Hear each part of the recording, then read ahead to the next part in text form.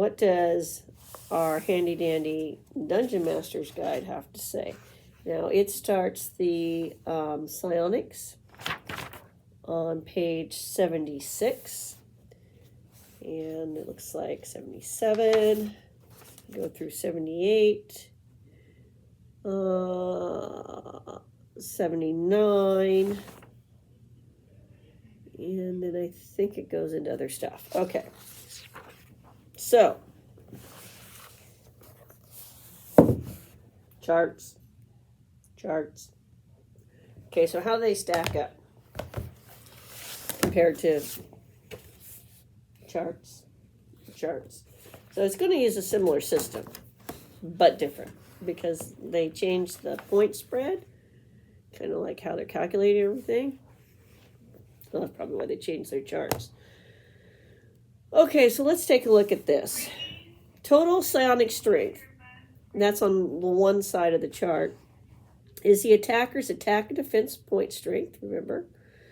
Total prior to the subtraction of attack points for the current attack segment and defense points for the current defense mode for that same segment. So, before you launch the attack and defense, it's what you're starting with before you spend those points. Okay? These points, along with losses, if any, are taken only at the end of the segment. All attacks and defenses are simultaneous. So this is all supposed to be happening at the same time. Or so close to the same time. That's what it would seem like. The attack mode is compared to the defense mode, reading across, and a result is obtained. All right. Numbers indicate the numbers of points of defense strength lost. Psychic Crush shows the percentage chance of instantly killing the opponent. Any score above that shown for the defensive mode used indicates no effect. A dash indicates no possible chance of causing instant death. So Psychic Crush does not always kill. So that's good to know. All right. When both sides have attacked once and defended once, the psionic combat segment is over. All points of strength expended in attacking and defending are totaled separately.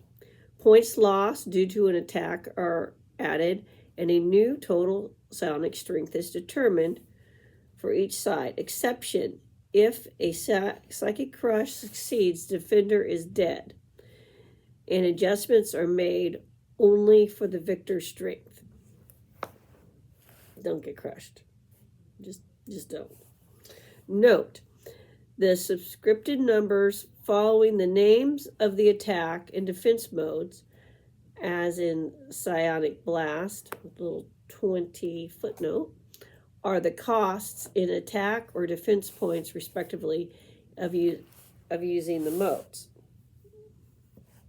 So we have a couple different charts here, kind of like we had in the other book, sort of. So what they've got is they've got psionic versus psionic in mental combat chart. Psionic attack upon defenseless psionic. So you can't mount a defense for some reason or other.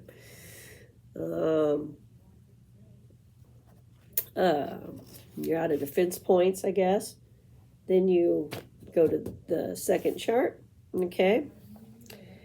And what's some of the differences? Well, the first bracket, for example, has a total psionic strength running from 0-1 to 25, whereas in the Eldritch Wizardry, it was 0-1 through 20. The mind blank damage for it, like 0-1. So I go around from Psionic Blast, which has the little 20 footnote, which somewhere I'm sure I'll find eventually what that means in here. But the Sonic Blast goes off. And let's say the defense mode was mind blank. Okay. In Eldritch Wizardry, the point damage was 2. In AD&D, it's 3. Now, when we convert Gilligan, which maybe should be next episode. We'll see how his stats change. Like, we'll have to figure out all new power base and all that for him. So, and then I'll talk about options in converting him, how to go about it. But we should convert Gilligan, our little buddy, and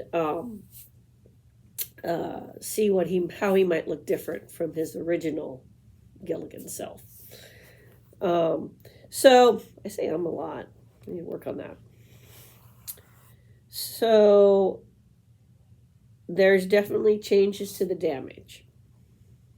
Then if you're defenseless psionic, then we have remember there was like a special chart, I think. There was a special chart. It's got like all the little letters instead of the that tells you the effects. So defender's psionic strength total is the score prior to any reductions, even though the current total of the individual could be as low as 0. All right. So that sounds like to me they're at 0, but you would look at their original strength. And then you would use that as the psionic strength total and compare that to the attack being done on them. Okay. The attacker's current attack strength and attack mode are compared to the defender's psionic strength total reading across, and a result is obtained. Numbers indicate the number of defender's psionic attack points lost. Letters mean stuff. C equals confused for 2 to 8 rounds. No psionic activity possible. D, dazed for 1 to 4 turns. No psionic or other activity. I, idiocy. Psionic ability lost forever, though idiocy is curable by a heal spell. Well, that's good. Killed. Not good. Killed. Raising resurrection is possible, but psionic ability is lost. Well, okay. You might be able to save them. P. Permanent loss of 1 attack or defense mode or psionic discipline and dazed as above. S. Sleeping is in a coma for 1 to 4 weeks. Cationic state 99% likely to be mistaken for death. Could get buried alive, guys. R. Robot, meaning mind is under control of the victor until released or 2 to 8 weeks have elapsed and a saving throw versus magic is made. Oh boy. So I guess if I was the GM, the way I would read that is, okay, 2 weeks pass, roll versus magic. Another 2 weeks pass, roll versus magic. Maybe on the end of 8 weeks, if you hit the 6 weeks mark, maybe at the end of 8 weeks, you just, you get to go free, get out of jail. But it sounds very like, that Monopoly situation. Wounded, W. Wounded psionically, 1 attack or defense mode or psionic discipline unusable for 2 to 8 weeks. Psionic creatures with mind bar ability will take damage only after all psionic strength is lost, so treat letter results as negative 40 points until 0 is reached. Damage occurring beyond the point where 0 psionic attack points are reached results in physical damage. Hit points being taken by the defender on the point-for-point basis.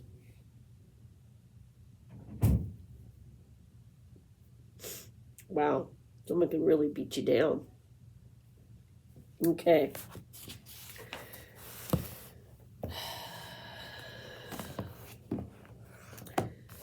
So, psionic blast attack upon non-psionic creatures. Remember that? What do you do if nobody has anything, right? The psionically attacked creature must have a current psionic attack strength of 100 or more. So, that's more lenient. If current strength is 99 or fewer attack points, the creature cannot use a psionic blast attack upon a non-psionic. Okay. So how do you do this? This changed. Remember last time it was only intelligence? This time the attack creature's total intelligence and wisdom, and they're added up, and there's little... Okay, a feeble-minded person has a combined intelligence and wisdom score of 0 through 5. So we got little, like, little notes and the stuff. Insane creatures cannot be psionically attacked, so that's the same rule. The helmet telepathy will cause an attacker to be stunned for 1 to 4 rounds if the defender's saving throw is successful. Yeah, remember that did stuff in the original book. These powers or spells are astral projection. So let's see, what's that dot? There's a dot on a note on something. Okay. I wonder what that was for. It's in here somewhere. Anyway, this footnote says, these powers or spells are astral projection, spell, augury, charm monster, charm person, clairaudience, clairvoyance, confuse and detect evil / good, detect magic, dimension door, divination, empathy, enlarge, ESP, etherealness, feeble-minded, feign death, gaze invisibility, any sort, no alignment, levitation, locate object, magic jar, plane shift, polymorph self, quest, shape change, suggestion, symbol telekinesis, telepathy, teleportation, and true seeing. I wonder where that footnote was for. Probably for powers that are like, it's over here. There's some notes, so it's probably over in this thing. But, okay, so those are spells or powers that are like psionics, so there you go. So let's take a look here. So you would add your intelligence and the wisdom together, and you have a saving throw based on the attack range, like before, where we had short, medium, and long.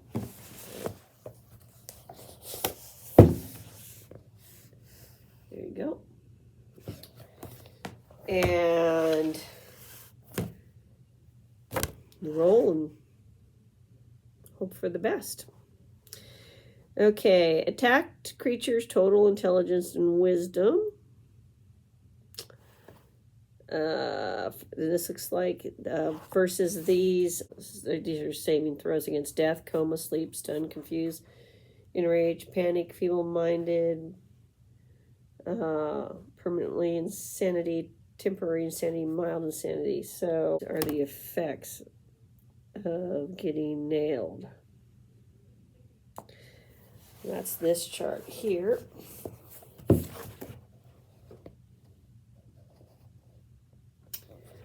Okay. And you have saving throw dice adjustments. Magic user gets a +1. Remember that. Cleric +2. Elf +2. Intellect fortress in 10-foot +2. Mind blank spell +2. Dwarf +4. Halfling +4. Helmet telepathy +4. Tower of Iron Will in 3-foot +6. Mind bar +6. Subtractions. Panicked -1.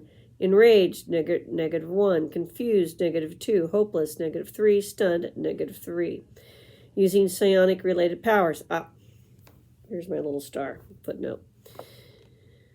-4. Using ESP device. -5. Feeble-minded. Combined intelligence. Treated as a 0-5 on the chart. And insane, can't be attacked. So that is that part of it. And then we go on to some more stuff down here and finish up, then kind of overviewing what's in the Dungeon Master's Guide here. and then see how Gilligan might look different. And then move on to the next set of rules that we have that are based on when they were printed, because I might have 2E stuff. Pretty sure I have more stuff, more D&D rules. So, and I know I have on PDF form like corrections and stuff too. So we have more stuff to cover, but this should start to give you a feel of what Psionic combat was like.